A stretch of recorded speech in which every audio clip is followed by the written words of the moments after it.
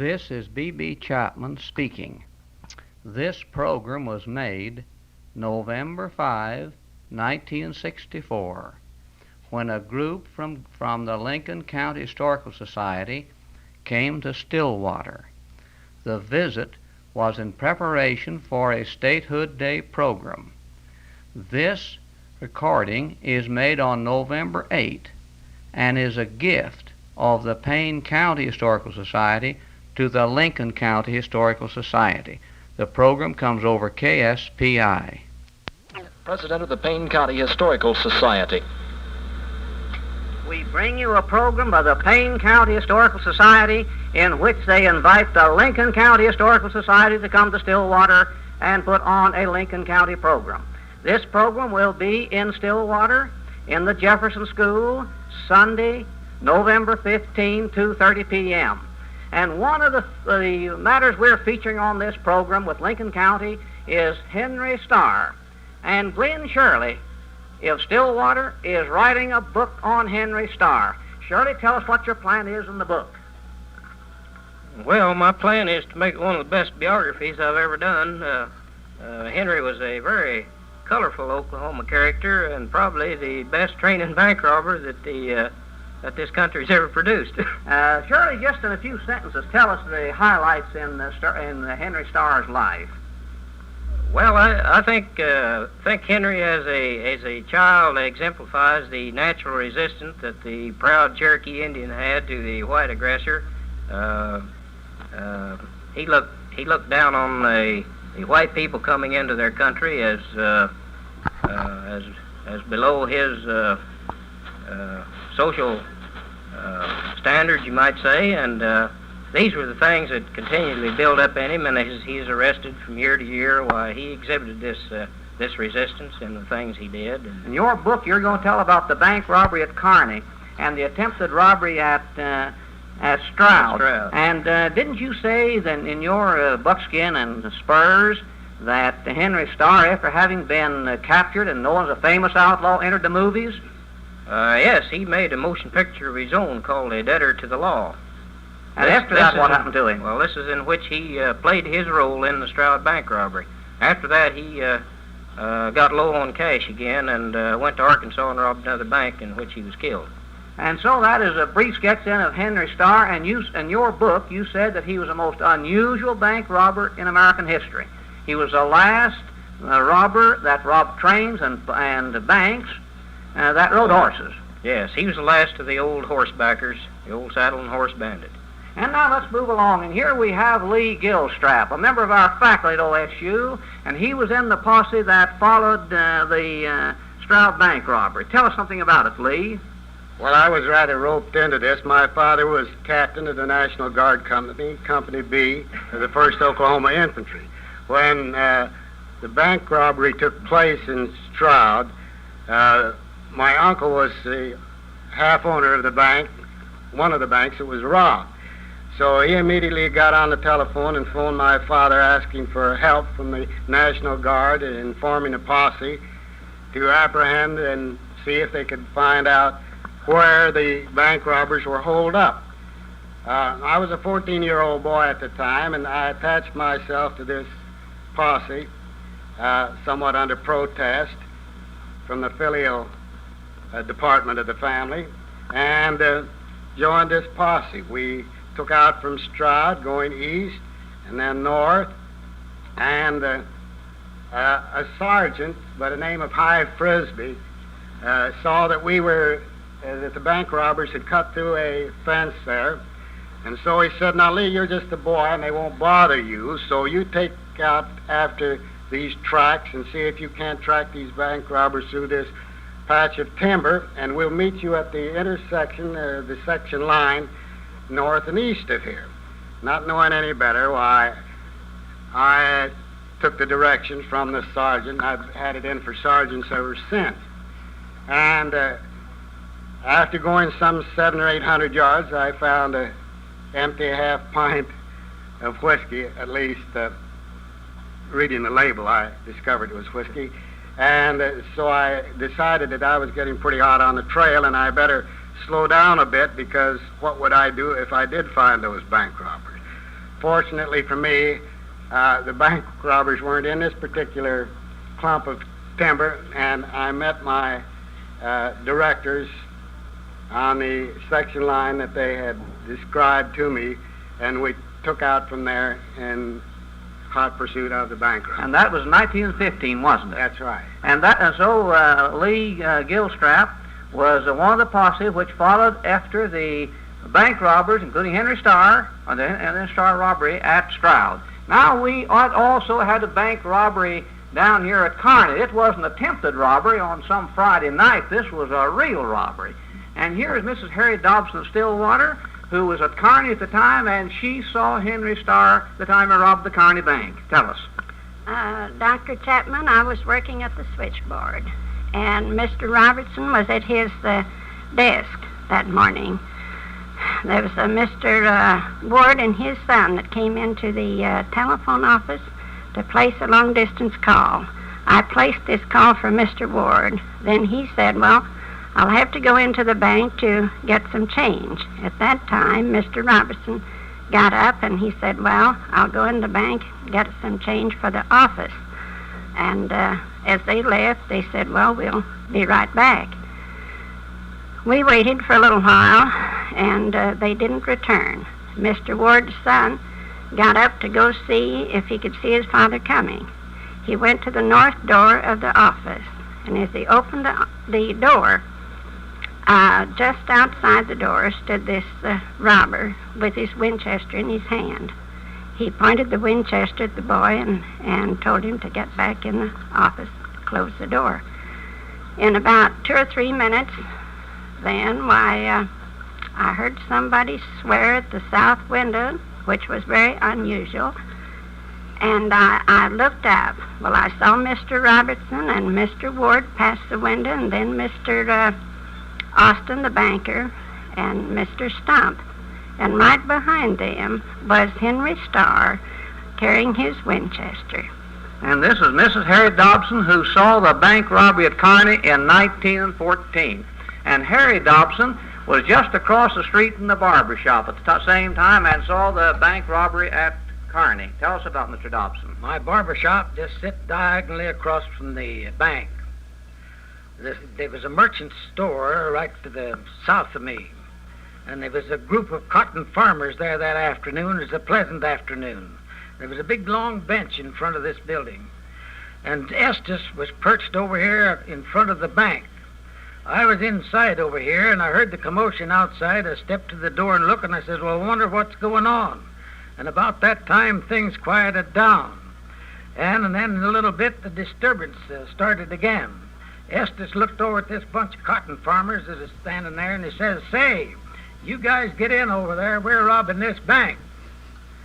Well, they stood there, and still chatted and laughed about it, and pretty soon, he looked over and said, say, I tell you fellas, we're robbing this bank. You better get in over there. Well, it quieted down, and I wondered what was going on. About that time, I looked up, and Estes looked over, and he says, say, I tell you so-and-so, you'd better get in that building, and boy, did they get.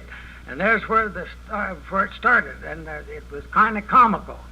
All right, they marched him, as my wife said, right on out. Well, Herm Stump was in this bank, and he was one of these 4x4 merchants there in town, and when he come in, all banks have big windows in front.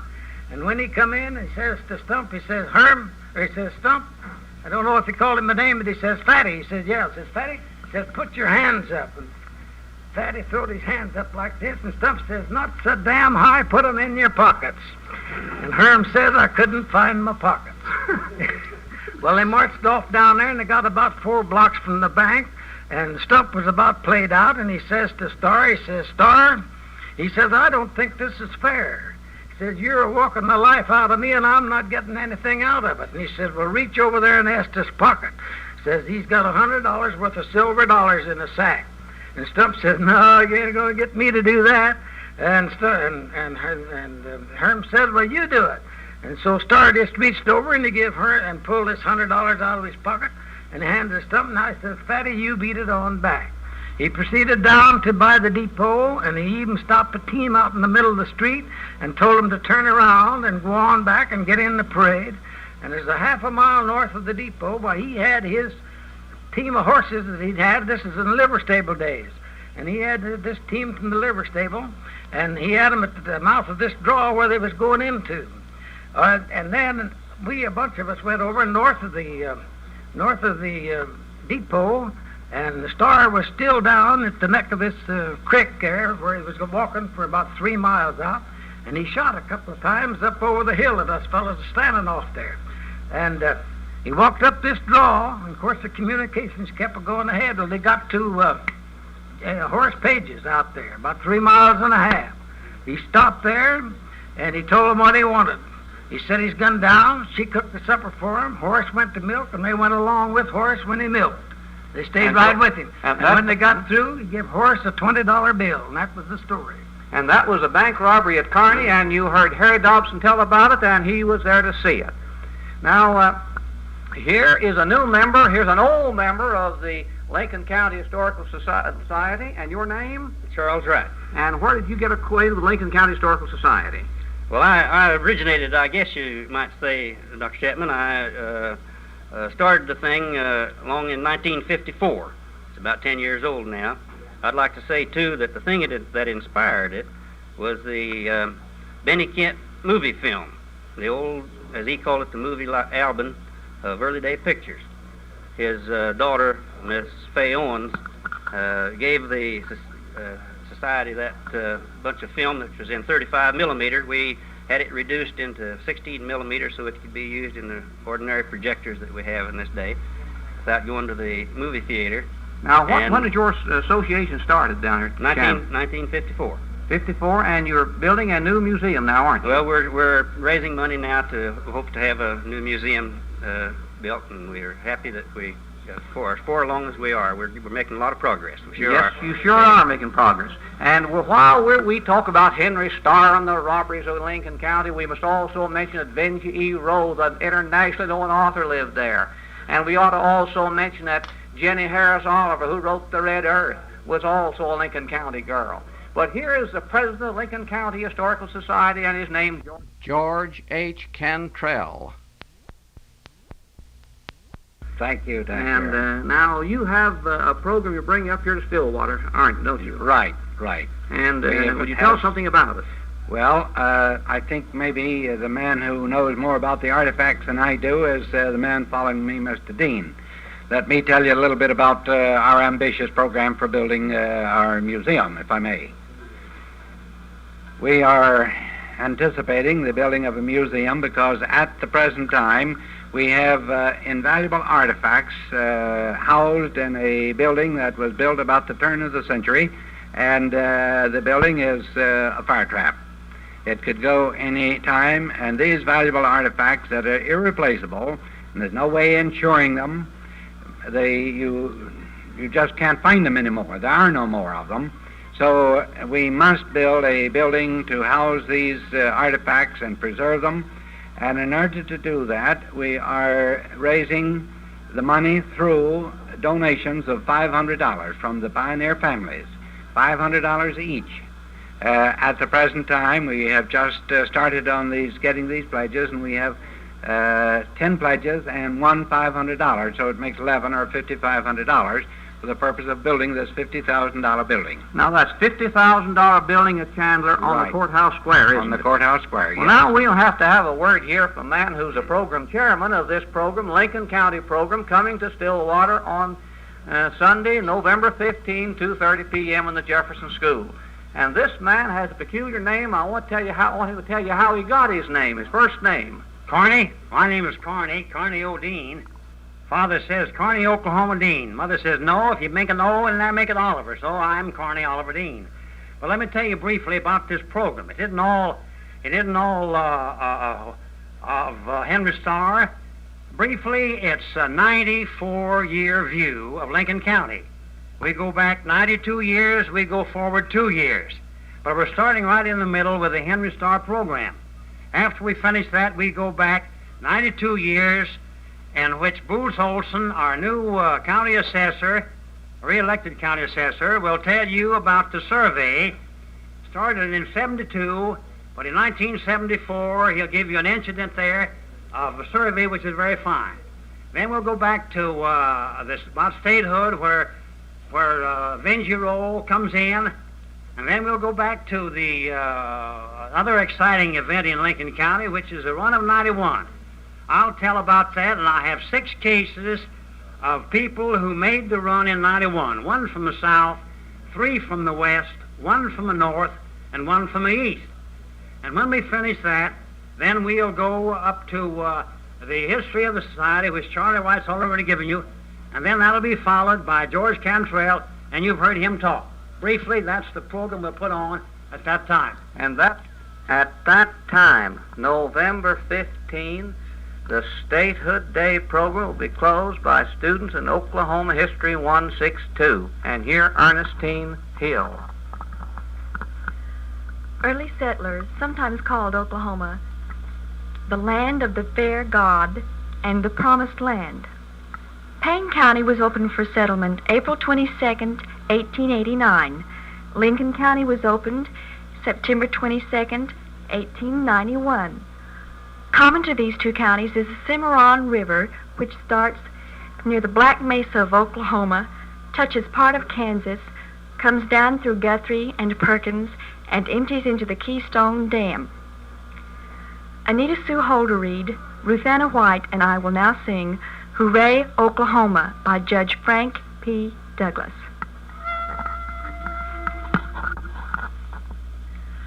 Oh, I came to Oklahoma in a covered wagon train. I brought my wife and children and settled on the claim. We dug a cozy dugout up on the Cimarron, plowed up a bunch of prairie and planted us some corn. Hooray, Oklahoma, it's great brush and sand. We done quit our roaming 'cause we found the promised land. Our corn came up a-growing, it got about waist high, when the hot wind came a-blowing and our corn did die. There was nothing left but corn stalks to feed old Peck and Pete, while I, the wife and children, we lived on rabbit meat. Hooray, Oklahoma, it's great brush and sand. We done quit our roaming 'cause we found the promised land. Yeah, we stayed in Oklahoma up on the Cimarron, and we brought up the children and had a happy home. The kids went to college and how the state did grow. So now we sing its glory that all the world may know. Hooray, Oklahoma, we've land and no sand. We've done quit our roaming 'cause we found the promised land. Thus we commemorate Statehood Day in Oklahoma. Presented as a public service feature of KSBI, a history program with Dr. B.B. Chapman. On diamonds or diamond goods, Shedrick Credit Jewelers offer liberal terms to suit your budget. And there are no carrying charges and no interest. The correct time, courtesy of Shedrick's, is 4:17.